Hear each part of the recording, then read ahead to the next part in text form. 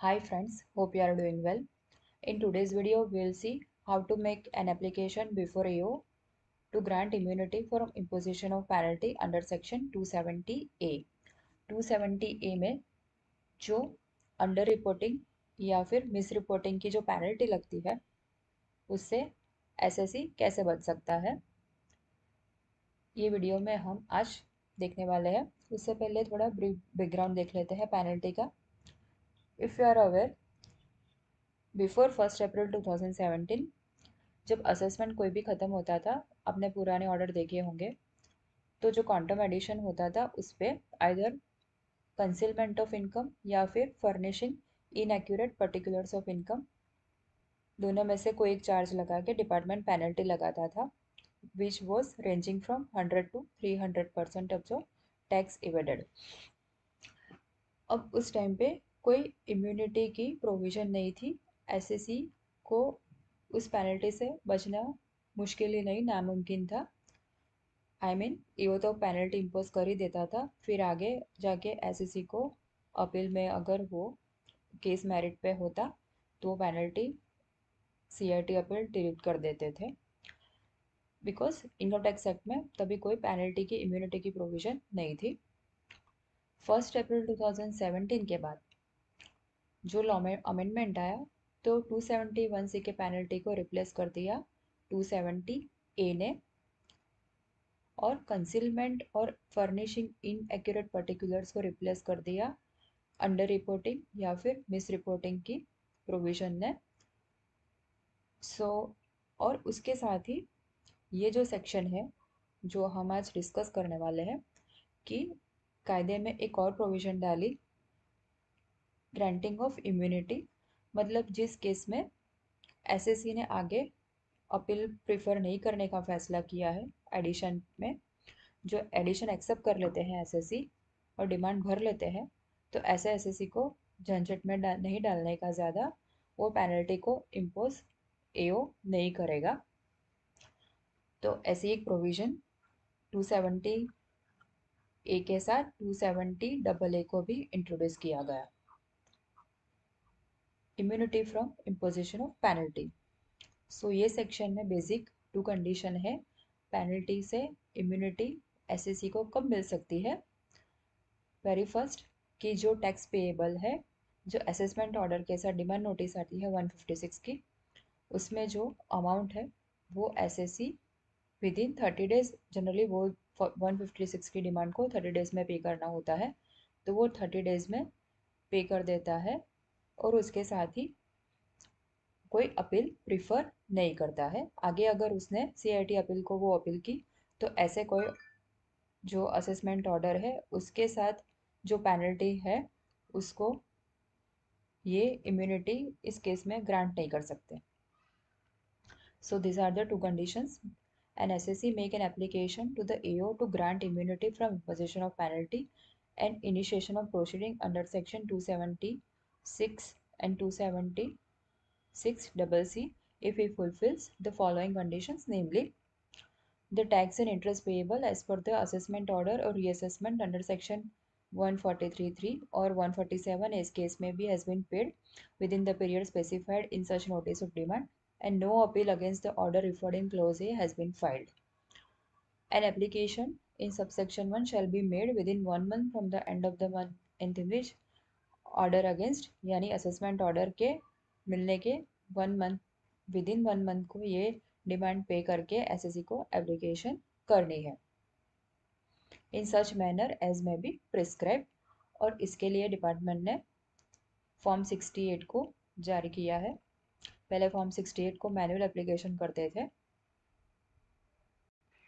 But 16 जुलाई 2022 के एक notification के ज़रिए सीबीडीटी ने बहुत सारे ऑफलाइन मैनुअल फॉर्म को ऑनलाइन में कन्वर्ट कर दिया।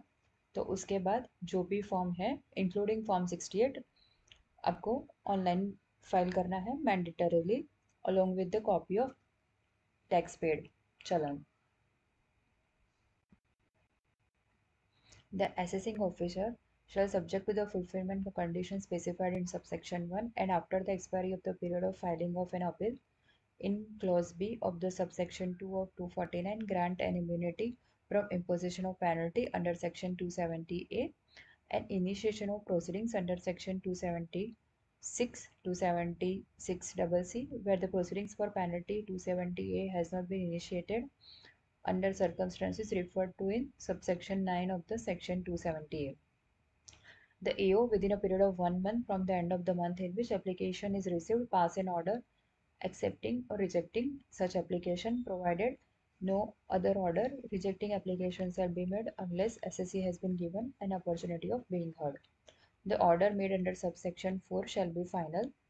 And last, no appeal under section 246, 246A or an application for revision 264 shall be admissible against the order of assessment or reassessment in a case where an order under subsection has been made except in the application.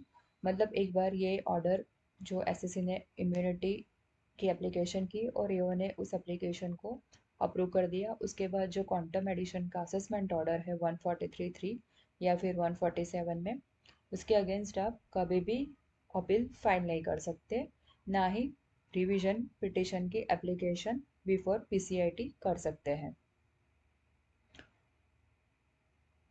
आज की video में हम देखते हैं ये form 67 को online कैसे file कर सकते हैं।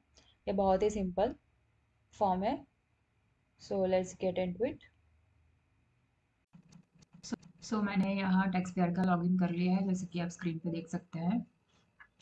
Now will go to e file income tax form, file income tax form, click on this option. Here you will get various options, person with business/professional income, यानी जो फॉर्म्स बिजनेस प्रोफेशन इनकम के लिए applicable है वो है। Then person without business professional income and last person not dependent on any source of income. Source of income is relevant, मतलब ये जो सारे फॉर्म्स है इसके लिए सोर्स ऑफ इनकम कोई रिलेवेंट नहीं है।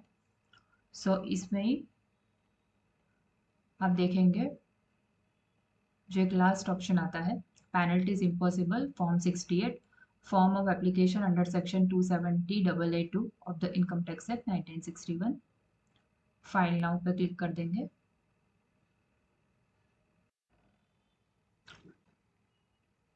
उस पर क्लिक करते ही ऐसे एप्लीकेशन फॉर्म को ओपन कर देंगे और then you have to select assessment year. In this case it is AY 1819। Continue. Let's get started. Personal information वो ऑटोमेटिक ही यहाँ प्रीफिल्ड होती है, name, PAN, full address, mobile number and email ID which is very basic thing, document identification number. यहाँ D number कौन सा mention करना है यहाँ मेंशन किया है कि please select the DIN of the order for which appeal is to be filed, मतलब जो असेसमेंट ऑर्डर है उसका यहाँ डीन आपको एंटर करना है। अगर डीन यहाँ ड्रॉप डाउन लाइन में ऑटोमेटिक नहीं पॉपअप हो रहा है तो आप उसको मैन्युअली एंटर कर सकते हैं, जैसे कि यहाँ मैंने किया है। असेसमेंट ईयर जहाँ हमने बिगिनिंग में 1819 को सिलेक्ट किया तो यहाँ ऑटोमेटिक उसको सिस्टम ने सिलेक्ट कर लिया वापस। Section under which year assessment का केस था 147, date of the reassessment order,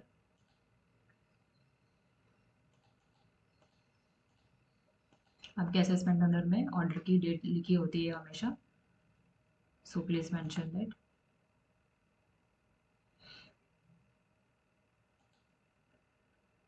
date of service of the order, order mail से आया था तो डेट ऑफ सर्विस और डेट ऑफ ऑर्डर जनरली अब फेसलेस के रिजिम में सेम ही आएगा।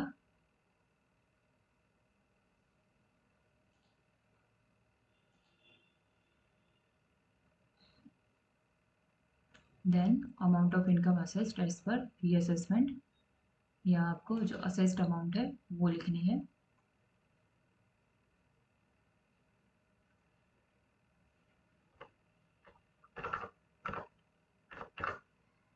टैक्स पेएबल है,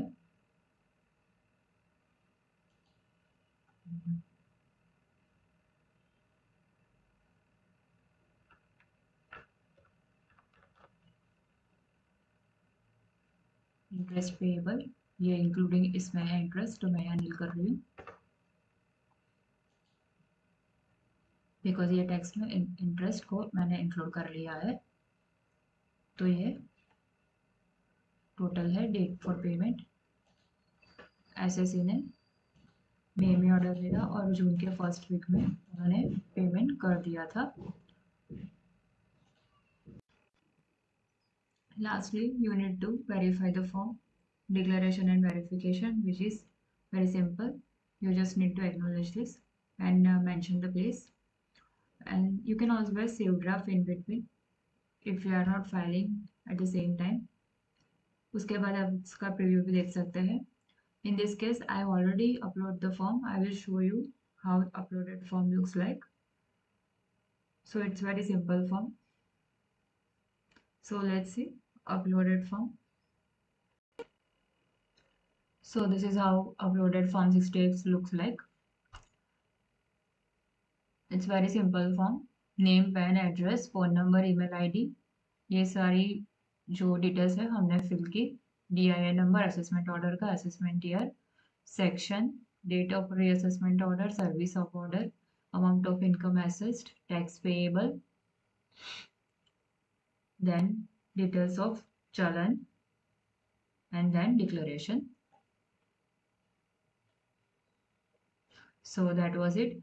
इस फॉर्म को ऑनलाइन सबमिट करने पे जो AO है, यानी अभी तो पेनल्टी फेसलेस में चली गई है, तो जो पेनल्टी का फेसलेस यूनिट है वो आपको ग्रांटिंग इम्यूनिटी का एक ऑर्डर, स्पीकिंग ऑर्डर पास करके देगा। एक्चुअली ये ऑर्डर तो विद इन 1 मंथ में पास करना होता है, बट डिपार्टमेंट के काम में जैसे हर काम में देरी से चलती है, तो इसमें भी देर लग सकती है। But once you file this application, you can just sit back and relax. In 99% cases आपकी एप्लीकेशन है तो एक्सेप्ट हो जाएगी और you need not to pay any penalty. So that was for it. I hope ये video आपको पसंद आई होगी। आपको इससे रिगार्डिंग कोई भी क्वेरी है तो नीचे आप कमेंट्स में अपनी क्वेरी डाल सकते हैं। Thanks for watching my video. Have a good day.